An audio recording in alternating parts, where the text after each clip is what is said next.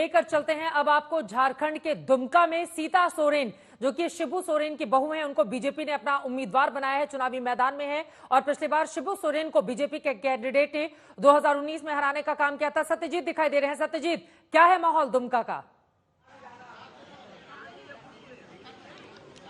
देखिए, इस वक्त हम जिस पोलिंग स्टेशन पे हैं, महिलाओं में काफी उत्साह दिख रहा है। देखिए, लंबी कतार है महिलाओं की, और ये कहीं ना कहीं उस स्पिरिट को दिखा रही है कि government for the people, of the people और बाय द पीपल के क्या मायने होते हैं, वो आप यहाँ पे देख सकते हैं। और यहाँ का लड़ाई जो है काफी दिलचस्प है, कीन बैटल है, जिसपे पूरे देश की निगाहें हैं। कहा जा सकता है कि सोरेन वर्सेस सोरेन है। इसको जो है कंसीडर किया जाता था जेएमएम का गढ़, लेकिन अब जेएमएम को यही अपनी जो सुप्रीमो है शिबू सोरेन, उनकी बहू से चुनौती मिल रही है, कड़ी चुनौती मिल रही है सीता सोरेन से। तो इसीलिए इस बार का लड़ाई जो है यहाँ दिलचस्प है, और कहा जा रहा है कि सोरेन वर्सेस सोरेन है।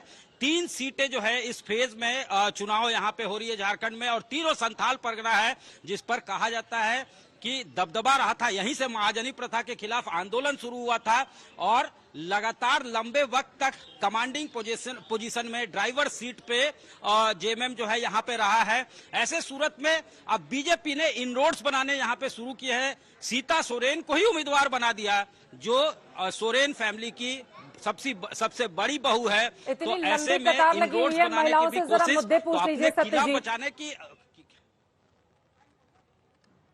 बिल्कुल बिल्कुल बिल्कुल। देखिए, यहाँ पे महिलाएं जो है तमाम है। फर्स्ट टाइम वोटर है क्या आप? First time. देखिए, फर्स्ट टाइम वोटर, वोट देना कितना जरूरी है, क्या इश्यूज है। सबसे बड़ी बात है कि एजेंडा जो है वो मन में यूथ के क्या है, और कितना जरूरी है कि वो नेशन बिल्डिंग में अपना कंट्रीब्यूशन दे। वोट देना तो बहुत जरूरी है, हम लोग का रिस्पॉन्सिबिलिटी बनता है, ताकि गवर्नमेंट अगर अच्छी आएगी तो अच्छा डेवलपमेंट होगा पूरे देश में। क्या करती हैं आप? हम मेडिकल स्टूडेंट हैं। मेडिकल स्टूडेंट हैं, तो बाहर पढ़ती हैं या यहाँ पढ़ती हैं? नहीं, यही इंडिया में, यहीं भुवनेश्वर में पढ़ती। भुवनेश्वर में पढ़ती है, तो यहाँ पे कॉलेजेस होने चाहिए। बिल्कुल बिल्कुल, कॉलेजेस यहाँ नहीं थे, इसलिए मुझे बाहर जाना पड़ा। मतलब सुविधाएं नहीं है यहाँ, इसी के लिए हम लोग चाहते हैं अच्छे गवर्नमेंट बने, अच्छे तरक्की हो। लोग को जो बाहर, हम जो भुवनेश्वर जाके पैसा दे रहे हैं, अपने राज्य में ही पैसा देना तो है, वहाँ भी खर्च कर रहे हैं, यहाँ भी खर्च करेंगे, यहाँ का विकास होगा। दूसरे देश में पैसा दे रहे हैं तो वहाँ का विकास हो रहा है, हम अपने देश, अपने राज्य में पैसा देंगे तो यहाँ का विकास होगा। हम लोग तो विकास, अब तो विकास ही चाहता है। तो देखिए, बड़ी बात इन्होंने कह दी, पलायन एक बड़ी समस्या है। सिर्फ मजदूरों का ही पलायन नहीं होता है, स्टूडेंट्स का भी पलायन होता है, क्योंकि उनके पास विकल्प नहीं होता है, अच्छे ऑप्शंस नहीं होते हैं। यही वजह है कि अब जो है अवेयरनेस है, खास तौर से यूथ में, जो फर्स्ट टाइम वोटर्स हैं उनमें। और साथ ही साथ इस बूथ पे हम लोगों ने देखा कि क्या जो यूथ और क्या बुजुर्ग सारे लोग हैं। महिलाओं को देखिए, यहाँ पे तमाम महिलाएं जो हैं वो घरों से बाहर निकल कर आ रही हैं, और बड़ी बात यह है कि घंटों से खड़ी हैं। यहाँ पूछ लेते कितना देर से खड़े हैं आप लोग? 8 बजे आए, सुबह 8 बजे से आए हैं। तो लगभग 1 घंटा हो गया। 1 घंटा ज्यादा हो गया। दुमका में पसीना बहुत, उमस बहुत है, बहुत गर्मी है सर। फिर भी लेकिन वो तो 2 दिन पानी थोड़ा पड़ गया तो राहत है। नहीं, तो फिर भी वोट देना बेहद जरूरी है, इसलिए खड़े। तो देख सकते हैं चित्रा हाथ दिखा रही हैं, इनको पता है, इनको इल्म है कि कितना जरूरी है नेशन बिल्डिंग के लिए अपना कंट्रीब्यूशन देना। ठीक है, मैं लौटूंगी आपके पास। ये अच्छी तस्वीरें हैं, देखिए महिलाएं कितने उत्साह के साथ वहां पर पहुंची हुई हैं, लंबी लंबी कतारों में घंटे भर से इंतजार कर रही हैं। और ये तस्वीरें आपको दिखा रहे हैं। आपको बताते चले कि रविशंकर प्रसाद अपने परिवार के साथ पहुंचे हुए हैं वोट डालने के लिए। और यकीनन पटना साहिब जो लोकसभा की सीट है, 2019 में उन्होंने जीत हासिल की थी। हमारे संवाददाता ने उनसे बातचीत की, अपनी पत्नी के साथ वोट डालने के लिए पहुंचे हुए हैं रविशंकर प्रसाद। सुनिए क्या कुछ कहा वोट डालने के बाद। केंद्रीय मंत्री रविशंकर प्रसाद हमारे साथ हैं, आज उनका मतदान होना है। रविशंकर जी हमारे साथ हैं। रविशंकर जी, आज आपका मतदान हो रहा है, क्या माहौल है? खूब आपने पसीना बहाया है इतने दिनों में। 2 महीना 1 दिन मैं घूमता रहा, इतनी गर्मी में भी मैंने एक मीटिंग नहीं छोड़ी, खूब प्रचार किया, आपने भी देखा। आज जनता के आशीर्वाद का दिन है, तो जनता का आशीर्वाद मिलेगा। देश के विकास के लिए, स्थायी सरकार के लिए, गरीबों के विकास के लिए, किसानों के लिए, और मोदी जी ने देश के लिए काम किया, उसका आशीर्वाद मिलेगा। और खड़गे जी कह रहे हैं 4 जून के बाद प्रधानमंत्री बदल जाएगा, सरकार नहीं रहेगी। दिन राहुल गांधी के प्रधानमंत्री बन सकते हैं क्या इंडिया गठबंधन के? दिन में सपने देखने पर कोई मनाही नहीं है, तो हर चुनाव में होता है। ऐतिहासिक जीत होगी देश में, बिहार में और पटना साहिब में भी। अच्छा ये बताइए 400 पार का जो आप लोगों का टारगेट है। 4 जून की प्रतीक्षा कर लीजिए, देख लीजिएगा। अच्छा एक आखिरी सवाल, ये जो प्रधानमंत्री जो ध्यान लगा रहे हैं कन्याकुमारी में, उसको लेकर जबरदस्त राजनीति ये बहुत दुर्भाग्यपूर्ण है। प्रधानमंत्री योगी भी हैं, वो केदारनाथ में ध्यान लगा चुके हैं। ये तो सनातन का अपमान कर रहे हैं।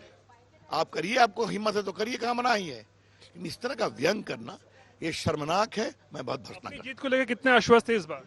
जनता का आशीर्वाद मिलेगा। वोट बनेगा इस बार? शत्रुघ्न सिन्हा को 2,90,000 वोट से हराया था, उनका नाम नहीं लिया था। इस बार भी जनता का आशीर्वाद अच्छा मिलेगा। चलिए शुक्रिया। तो ये थे रविशंकर प्रसाद जो साफ तौर पे कह रहे हैं कि इस बार एक फिर से उनकी जीत जो है वो रिकॉर्ड मार्जिन से पटना साहिब से होगी और 400 का आंकड़ा जो एनडीए के लिए बोला जा रहा है वो जरूर पूरा होगा। कैमरा पर्सन दीपक कुमार के साथ रोहित सिंह, पटना आज तक। शत्रुघ्न सिन्हा को हरा चुके हैं इस बार कांग्रेस पार्टी की ओर से। आपको बताते चले अभिजीत अंशुल जो कि बाबू जगजीवन राम के नाती हैं, उनको चुनावी मैदान में कांग्रेस पार्टी ने उतारा है। आरजेडी समर्थन दे रही है। क्या रहेगी यहां की तस्वीर, देखना महत्वपूर्ण रहेगा। यूपी के घोषी लेकर चलते हैं। यहां पर लंबी लंबी कतारें लगी हुई, उत्साह उमंग उल्लास देखने को मिल रहा है वोटर्स में। संतोष शर्मा वहां से जुड़े हुए हैं। संतोष, जरा दिखाइए तस्वीरें, क्या है माहौल, मुद्दा क्या है सबसे बड़ा घोसी का? देखिए चित्रा, देखिए बिल्कुल मैं तस्वीरें भी दिखाता हूं, तस्वीरों के जरिए आपको घोसी लोकसभा सीट के बारे में भी, कि ये इस समय पर हम जो खड़े हैं ये मऊ का थलईपुर है। और आप टेम्परेचर जिस तरीके से बीते कई दिनों से बढ़ा हुआ है, लेकिन लोगों का उत्साह भी कम नहीं है। लोग लाइन लगा करके इंतजार कर रहे हैं कि कब उनको मौका मिलेगा, वो अपने मताधिकार का प्रयोग करेंगे। ये बिल्कुल मऊ सदर सीट है जहां से अब्बास अंसारी यहां से विधायक हैं, लेकिन इस बार अब्बास अंसारी भले ही सुहेल देव भारतीय समाज पार्टी के विधायक हों, लेकिन इस बार सुहेल देव भारतीय समाज पार्टी बीजेपी के साथ एनडीए गठबंधन में शामिल है। और ऐसे में एनडीए गठबंधन से जो प्रत्याशी हैं वो ओम प्रकाश राजभर के बेटे अरविंद राजभर हैं। वहीं दूसरी तरफ समाजवादी पार्टी और कांग्रेस के गठबंधन से राजीव राय को यहाँ पर प्रत्याशी बनाया गया है। ये जो घोसी सीट है ये कल्पनाथ राय, कांग्रेस के दिग्गज नेता, करीब 9 साल तक वो यहाँ पर सांसद रहे और कल्पनाथ राय का गढ़ कहा जाता रहा है। 2019 में यहाँ पर अतुल राय जो बीएसपी से सांसद चुने गए, हालांकि उनका पूरा कार्यकाल जेल में ही बीता और अभी फिर जेल भेज दिए गए। तो यहाँ पर अगर कहा जाए तो मऊ की जो लोकसभा सीट है, घोसी की जो लोकसभा सीट है मऊ जिले में पड़ती है, वो अपने आप में सियासत को समेटे हुए है। बलिया की रसड़ा सीट इन 5 विधानसभा जो आती हैं घोसी सीट में, उसमें बलिया की रसड़ा विधानसभा भी है।